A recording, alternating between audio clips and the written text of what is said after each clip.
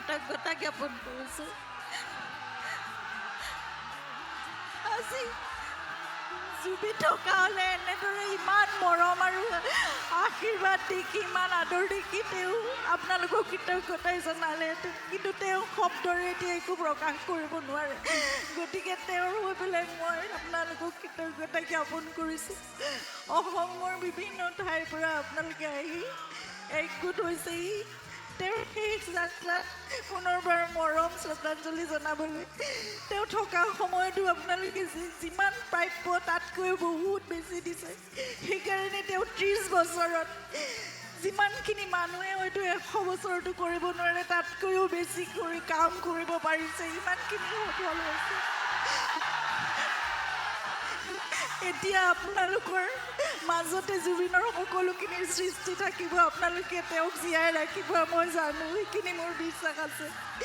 গতিকে জুবিনে সদায় সকলো একেলগ হৈ থকাটো বিচাৰে, সদায় শান্তিৰে, সদায় সুস্থিৰে, সদায় শৃংখলাবদ্ধভাৱে তেওঁ সংস্কৃতিৰ বাট মুকলি কৰিব বিচাৰে।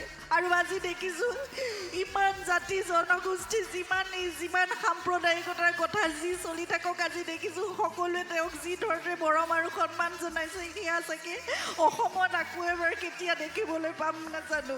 কিন্তু যিমানখিনি মৰম আপোনালোকে দিছে সেয়া জুবিনে যথেষ্ট মই জানো কৃতজ্ঞতাৰে আৰু তেওঁ সন্তুষ্টিৰে তেওঁ অসমৰ পৰা আমাৰ মাজৰ পৰা কায়িকভাৱে বিদায় লৈ যায়, যেনেকৈ যাব লাগে যাব, কিন্তু তেওঁৰ আত্মা সদায় আমাৰ লগত আছে, কাৰণ তেওঁ সদায় অসম ভাল পায়, অসমীয়া আপোনালোকক ভাল পায় মানুহ। আমাৰ মাজতে জুবিন সদায় থাকিব। সকলোৱে যাতে শান্তিপূৰ্ণভাৱে আৰু শৃংখলাবদ্ধভাৱে শ্ৰদ্ধাঞ্জলিৰ যিখিনি আয়োজন কৰিছে সেইখিনি কাম কৰে। অসমৰ মাননীয় মুখ্যমন্ত্ৰীয়ে আজি দিল্লীলৈ গৈ তেওঁক নিজে প্ৰথম তেওঁ ছিংগাপুৰৰ পৰা আহি পোৱাৰ পিছত ৰিচিভ কৰিছে, তেওঁক শ্ৰদ্ধাঞ্জলি জনাইছে। গতিকে মই অসম চৰকাৰ, মই প্ৰশাসন আৰু আৰক্ষী আৰু ৰাইজক বিশেষকৈ আপোনালোকক সকলোকে পুনৰবাৰ অন্তৰৰ পৰা কৃতজ্ঞতা জনাইছোঁ। জুবিনক আপোনালোকে এনেদৰে মৰমেৰে সদায় জীয়াই ৰাখিব আৰু নতুন প্ৰজন্মৰ মাজত জুবিন সদায় থাকিবলৈ ভাল পায়। গতিকে আপোনালোকৰ হাততে এতিয়া জুবিন থাকিব। ধন্যবাদ।